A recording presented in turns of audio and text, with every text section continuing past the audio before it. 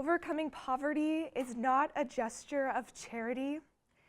It is a protection of a fundamental human right, the right to dignity and a decent life. That's Nelson Mandela, former president of South Africa.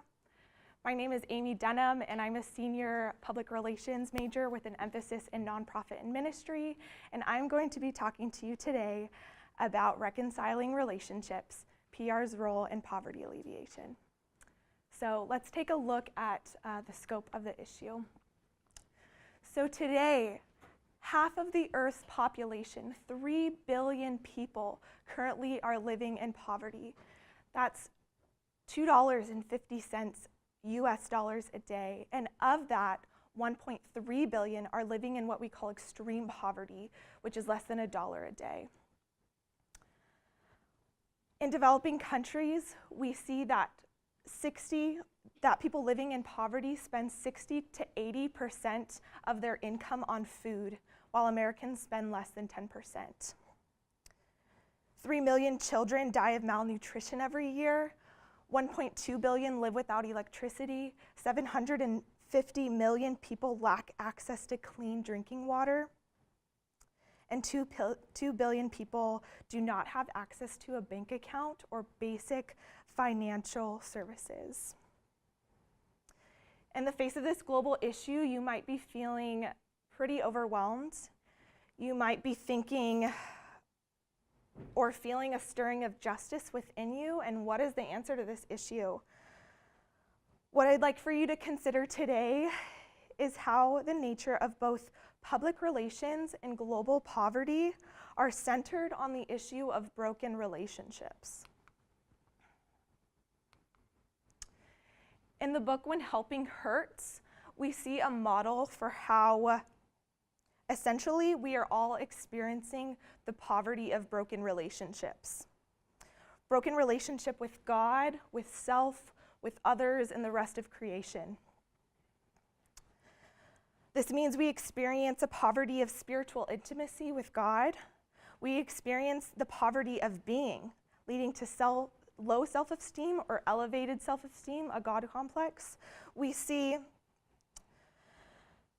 the poverty of community, where self-centeredness and the abuse happens and exploitation of others.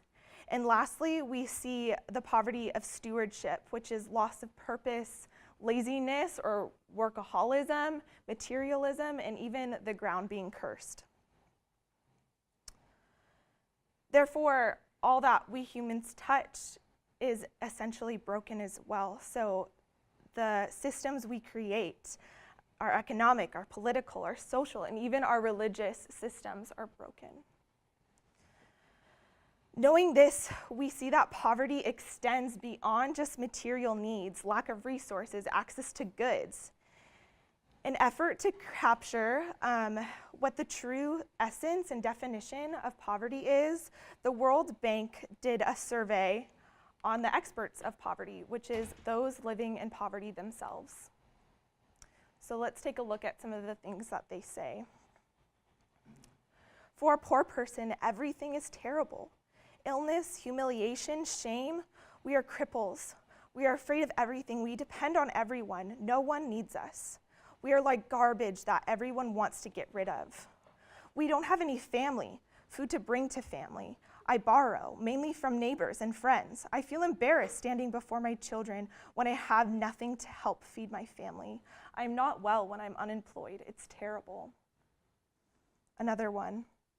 During the past 2 years, we have not celebrated holidays with any others. We can't afford to invite anyone to our house, and we feel uncomfortable visiting others without a gift to bring.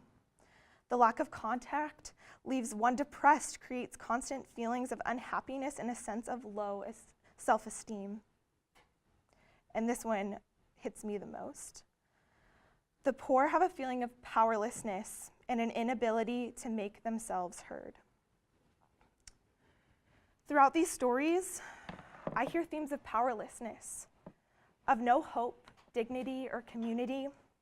It is clear that poverty is not simply a material problem, but it is an issue of broken relationships.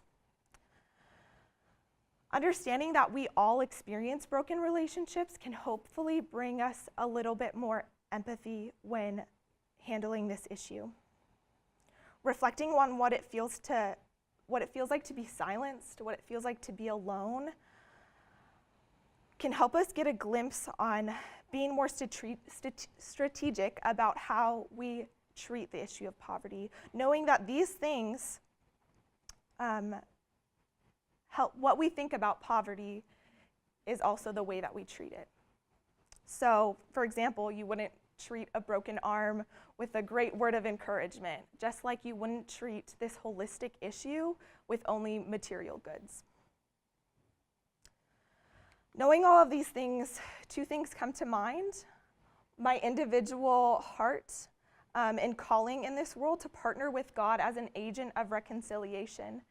And secondly, as an aspiring PR professional, I feel a deep sense of urgency and responsibility as a communicator, as a storyteller, as a relationship builder.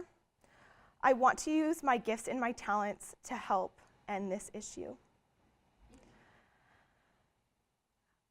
But one other thing that I feel is a deep sense of awe. It wasn't always that I felt so deeply about this issue. If you can believe it, I entered Biola from college or from high school singing classical music. I was a music education major, and I hoped to exit Biola as a choir director. So what changed? What got me talking about global poverty, got my heart stirred around microfinance and social enterprise? When I turned to PR, I knew that I wanted to help reconcile relationships. I wanted to be an agent for good, but how?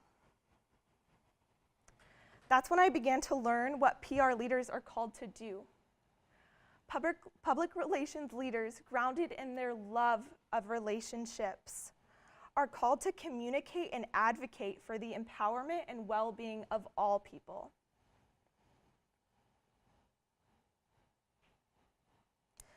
As I've gone throughout my degree, figuring out what this looks like for me, and where I'm called to, what is this thing we call PR, and where do I fit in? I've gone through many endeavors to find the answers to these questions.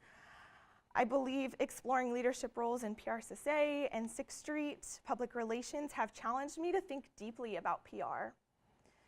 Interning for India Evangelical Mission and Hope International, moving across the country, have challenged my understanding of what it means to live in my body and experience brokenness in this world. Through my biblical studies minor, I've wrestled through what God thinks of these issues and what he calls me to do in light of them. And when I come to Matthew 25, I see the sweet answer of what I believe it means to make impact in this world for a global cause through Jesus' own words. He says, "For I was hungry, and you gave me food. I was thirsty, and you gave me drink. I was a stranger, and you welcomed me. I was naked, and you clothed me. I was sick, and you visited me. I was in prison, and you came to me." Then the righteous will answer him, saying, "Lord, when did we see you hungry and feed you, or thirsty and give you drink? When did I see you a stranger and welcome you, or naked and clothe you? And when did we see you sick and in prison and visit you?" And the king will answer, "Truly I say to you, as you did unto the least of these, my brothers, you do it unto me."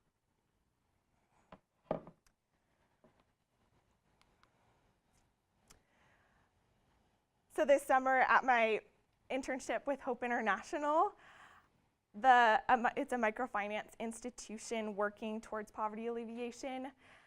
Dan Williams, the head of spiritual integration there, sat us interns down and talked about this big, scary word, calling. What does it mean? How do we discern it? And what does it look like in light of approaching graduation? He broke it down in this way. You can understand calling as a three-legged stool. The first stand being ability. This includes your experiences, resources, knowledge. Secondly, your opportunities. What doors are open and closed for you? And thirdly, desires. What are your hopes, your dreams, your wants? And a little pro tip, this is all best discerned within the context of community. Here at my time at Biola University within the media, journalism, and public relations department, I have gained experiences, knowledge, and resources that I will carry with me. I've seen God powerfully open doors and close others.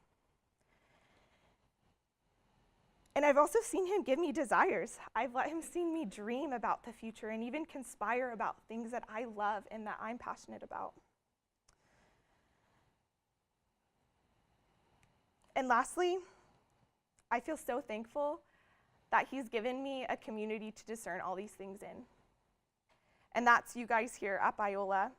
And so for that, I want to say thank you.